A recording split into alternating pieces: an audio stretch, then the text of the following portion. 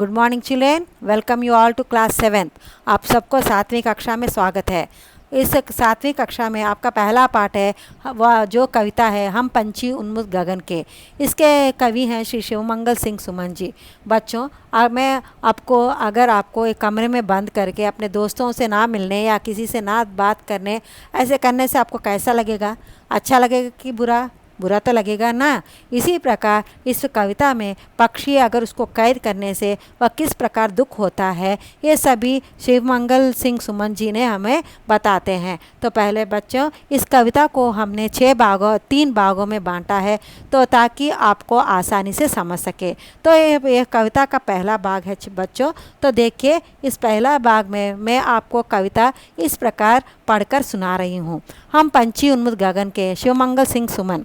हम पंछी उन्मुख गगन के पिंजराबद्ध ना गा पाएंगे, कनक तिलियों से टकराकर पुलकित पंख टूट जाएंगे। हम बहता जल पीने वाले मर जाएंगे भूखे प्यासे, कहीं बली है कटुक निबोरी कनक कटोरी की मैदा से।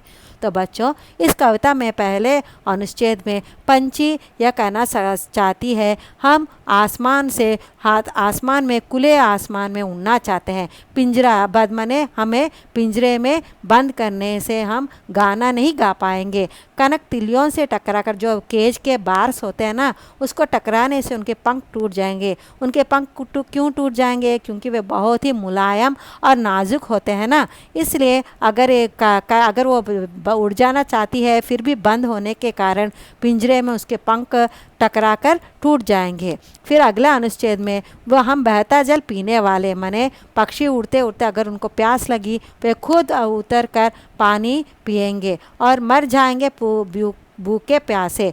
अब वह बोल रही हैं अगर हमको सोने के पिंजरे में बंद करने से, हमको दिया हुआ उसमें रहने से और सोने की कटोरी में हमें पानी दाना कुछ भी देने से हमें कुछ भी नहीं चाहिए, उन्हें बिना ले ही मर जाएंगे। क्योंकि हमको सोने की कटोरी में देने से भी हमको विष जैसा लगता है। जो कटुक निबोरी मतलब वो जो भी खाना या पानी दे रहे हमको बहुत ही कड़वा होता है और इसलिए हमको नहीं चाहिए। तो इस कविता के माध्यम से इन 2 अनुच्छेदों में हमें यह कहना चाहते हैं कि पक्षी हमको यही से विनती करते हैं कि उसको पक्षी को पिंजरे में कैद नहीं करना चाहिए।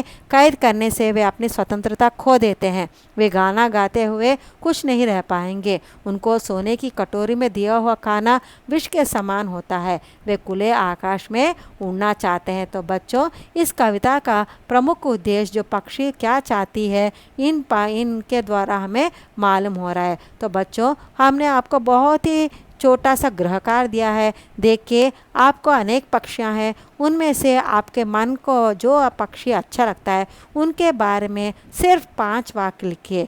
तो हम अगले भाग में, दूसरे भाग में कविता पढ़ेंगे, अगला कविता पढ़ेंगे। तब तक के लिए धन्यवाद।